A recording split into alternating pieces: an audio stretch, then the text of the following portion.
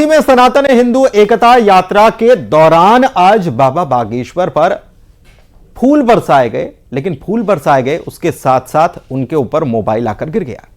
पंडित धीरेन्द्र शास्त्री के गाल पर यह लग गया। और क्या यह हमला था या फिर गलती से मोबाइल उन्हें लग गया, इसका सच क्या है, रिपोर्ट में दिखाते हैं।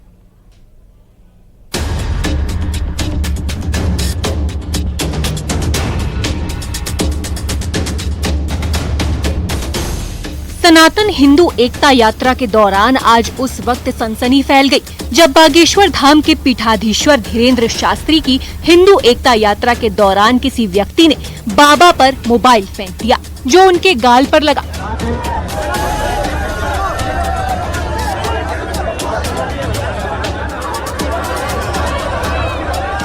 जिसके बाद धीरेन्द्र शास्त्री ने कहा, किसी ने हम पर मोबाइल फेंका है, हमें मिल गया है। देखिए, ये उस वक्त की तस्वीरें हैं जब बाबा बागेश्वर को मोबाइल लगा था। ये किसी ने मोबाइल फेंक के मारा है हमको, मोबाइल हमें मिल गया है। जैसे उन्हें मोबाइल लगा वो नीचे की ओर झुके और मोबाइल हाथ से उठा लिया। एक बार फिर देखिए किस तरह बाबा बागेश्वर को मोबाइल लगा।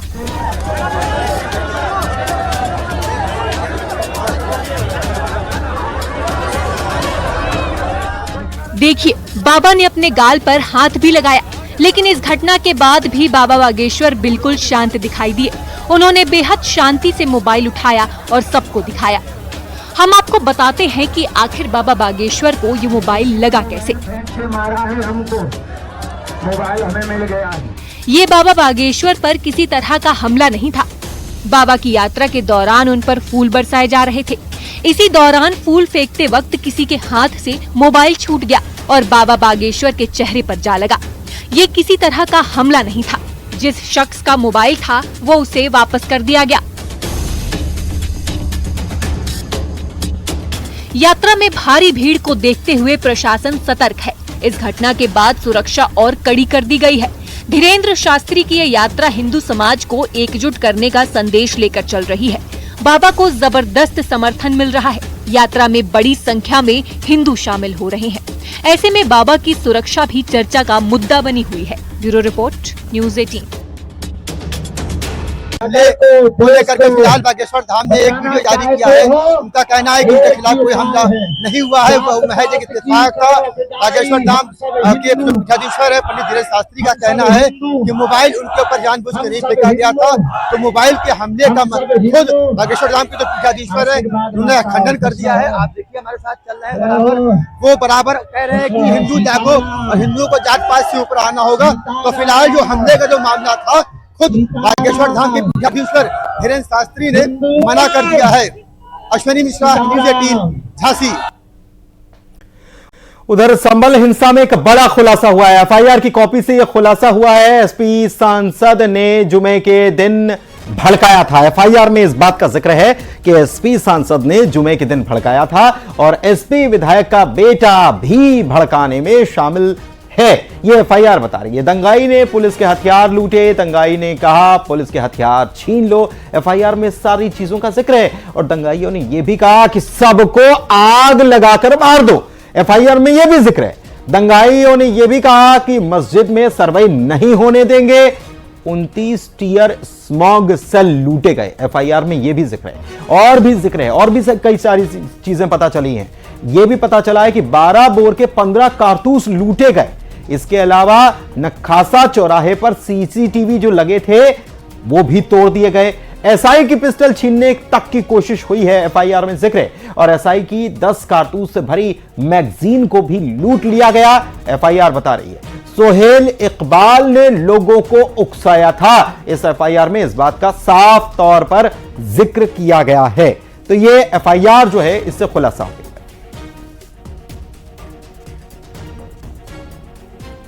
वैसे आज समाजवादी पार्टी का डेलीगेशन संभल जाने वाला था, लेकिन उससे पहले ही सपा नेताओं को हाउस अरेस्ट कर लिया गया। बरेली में सपा के जिला अध्यक्ष शिवचरण कश्यप को पुलिस ने नजरबंद कर लिया। उनके घर के बाहर बड़ी संख्या में पुलिस तैनात है।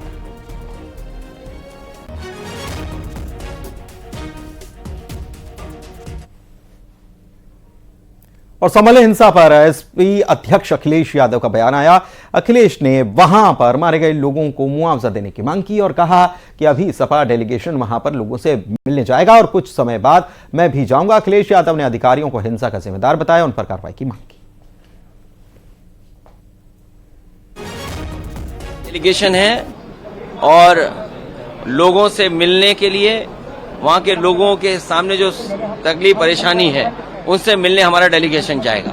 सरकार का कहना अभी डेलीगेशन जाएगा और बाद में मैं भी जाऊंगा। सरकार का कहना कि सरकार और जो मरने वाले लोग हैं, हम सरकार से भी बोलते हैं कि मदद करें उनकी, और अगर सरकार नहीं मदद करती है तो समाजवादी पार्टी ने मदद करने का भी फैसला लिया उन परिवार के लोगों का। अखिलेश जी, सरकार का कहना है कि किसी भी सरकारी गोली से किसी की मौत नहीं हुई है, क्या कहेंगे? आप कैसे सरकार की बात मान सकते हैं पुलिस के लोगों की? क्या पुलिस की भाषा आपने हमने नहीं सुनी? क्या कोई इस तरह की गाली गलौज दे सकता है? ऐसे अधिकारियों के खिलाफ कार्रवाई करनी चाहिए, और अगर सच्चे संविधान पे चलने वाले लोग हैं तो ऐसे अधिकारी जो गाली दे रहे थे उनको टर्मिनेट कर देना चाहिए। जो लोग सीधी गोली चला रहे थे बोर्ड न डालने पे, उनके खिलाफ क्या कार्रवाई की सरकार ने? और सूत्रों के मुताबिक एक बड़ी खबर आ रही है कि आज राहुल गांधी संभल जा सकते हैं। हिंसा प्रभावितों से मिलने के लिए राहुल गांधी जा सकते हैं, ये बड़ी खबर इस वक्त आपको बता रहे हैं। लेकिन क्या राहुल गांधी को वहां जाने दिया जाएगा, ये भी इसके साथ एक सवाल खड़ा हो जाता है, क्योंकि एक दूसरी तरफ समाजवादी पार्टी के नेता जो हैं उनको जब जाने की कोशिश वो कर रहे थे तो रोक दिया गया उनको। और राहुल गांधी के सिलसिले में भी खबर आ रही है कि आज वो संभल जा सकते हैं हिंसा प्रभावितों से मिलने के लिए।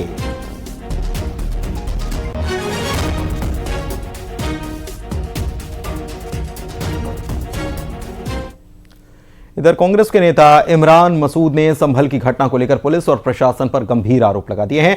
इमरान मसूद ने कहा कि राहुल गांधी संभल जाएंगे। इमरान मसूद जी, क्या निर्णय लिया है कांग्रेस पार्टी ने जो पूरा मामला? राहुल जी के नेतृत्व में हम लोग जाएंगे। ये जो लगातार लॉ एंड ऑर्डर की सिचुएशन यूपी में, आप यूपी से बिलोंग करते हैं, उस पर क्या कहना चाहेंगे? देखिए, उत्तर प्रदेश के अंदर सीधे पुलिस के द्वारा ये काम हो रहा है। बहराइच में भी यही काम हुआ है, यहाँ भी यही हुआ है। सरकार का ये कहना है कि जब भी कुछ घटना होती है आप पॉलिटिकल, अरे सरकार के, आप एक बात तो बताइए, सीधे आप गोली मार रहे हो, आप कह रहे हो कि कुछ नहीं हो रहा, सीधे गोली, 5 लोग मर गए। कब जाएंगे राहुल गांधी? कल या परसों इंशाल्लाह। और संभल की घटना पर बागेश्वर धाम के पीठाधीश्वर धीरेन्द्र शास्त्री ने कहा कि ऐसे लोगों पर राष्ट्र और देशद्रोह का केस लगा दिया जाना चाहिए। रोक लगा सकता है, कानून के अलावा कोई उपाय नहीं है। कानून को ठीक तबीयत से उनकी पूजा करनी चाहिए, राष्ट्र और देशद्रोह का केस लगा देना चाहिए। खबर राजगढ़ से आ रही है, जहां एक बीमार बच्ची ने कलेक्टर से अपनी इलाज लगाने की गुहार की है।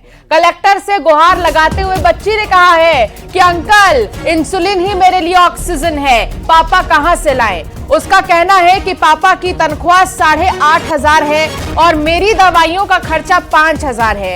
ऐसे में कई बार पैसे की कमी के कारण इंसुलिन नहीं लगवा पाती। आपको बता दें कि मासूम निहारिका को शुगर कंट्रोल करने के लिए दिन में 4 बार इंसुलिन लेना पड़ता है, और एक इंसुलिन की कीमत अगर 5,000 रुपए है तो सोचिए कि इतनी तो तनख्वाह भी नहीं जितनी दवाइयों में पैसे खर्च होते हैं। और इसीलिए राजगढ़ की रहने वाली ये बच्ची कलेक्टर के पास पहुंची और गुहार लगा रही है कि इलाज के लिए मदद की जाए।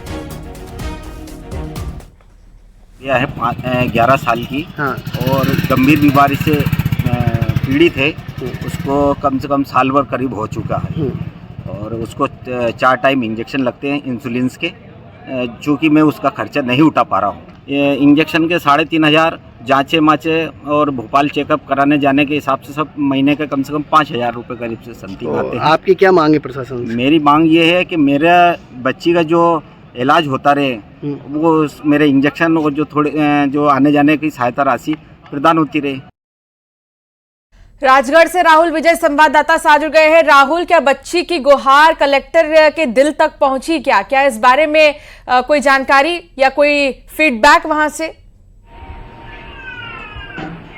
देखिए, ये ब्यावरा निवासी बच्ची है, 5वीं क्लास में पढ़ती है, 11 साल इसकी उम्र है और निहारिका आज जन सुनवाई में पहुंची थी और उन्होंने अपने आवेदन में कलेक्टर को अंकल करके संबोधित कहा और लड़की ने कहा कि मेरे लिए ना पैसे जरूरी है ना आर्थिक सहायता, मुझे सिर्फ इंसुलिन उपलब्ध करा दिया जाए और इंसुलिन ही मेरे लिए ऑक्सीजन है। वहीं पिता ने न्यूज 18 से बातचीत में बताया कि लगातार 5 महीनों से वो पहले उन्होंने हॉस्पिटल में आवेदन दिया, हॉस्पिटल ने एसडीएम को पहुंचाया, एसडीएम ने महिला सशक्तिकरण ऑफिस और वहां से वापस पटवारी को दे दिया गया और जब पटवारी से बात की तो पटवारी कहता है सर्वे करेंगे। ऐसे में आज पिता भी भावुक होकर रोने लगे और उन्होंने बताया कि मेरी बेटी अगर कुछ नहीं होगा तो सिर्फ मेरी बेटियों के कारण मैं जिंदा हूँ, मेरी और भी 2 बेटियां हैं, मैं कुछ और गलत कदम भी नहीं उठा सकता हूँ। कहीं ना कहीं उन्होंने प्रशासन के ऊपर ही ये बात पहुंचाई है कि मेरी बेटी को कैसे भी इंसुलिन के इंजेक्शन उपलब्ध कराए जाए। बाकी बेटी ने भी ये कहा है कि ना मुझे कोई पैसे चाहिए ना आर्थिक सहायता चाहिए, किसी भी तरह मुझे ये इंसुलिन उपलब्ध कराए जाए।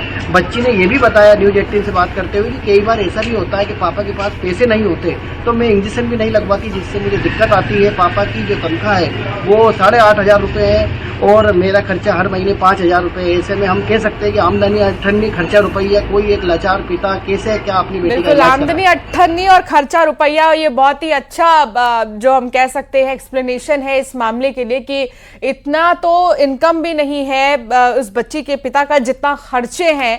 हालांकि यही इंतजार रहेगा कि कलेक्टर साहब की तरफ से क्या इस पर कहा जाता है। बहुत शुक्रिया राहुल जानकारी साझा करने के लिए। और अब बात करेंगे विदिशा की, जहां ऑटो चालक स्कूली बच्चों की जान के साथ खुलेआम खिलवाड़ कर रहा है। ऑटो चालक नियमों की धज्जियां उड़ा रहे हैं और मासूम स्कूली बच्चों को ऑटो में ठूस ठूस कर लेकर जाया जा रहा है। इस दौरान यातायात थाना प्रभारी ऑटो चालक से कहते हैं कि सतना और रीवा जैसी घटना हो गई तो तुम हमारी नौकरी चाट जाओगे।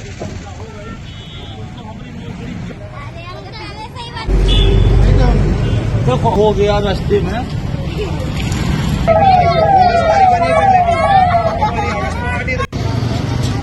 ये क्या है कि स्कूल में जो ऑटो से बच्चे ले जाते हैं वो ज़्यादा भर के ले जाते, ओवरलोडिंग कर ले जाते, तो ओवरलोडिंग के खिलाफ कार्रवाई की जा रही है।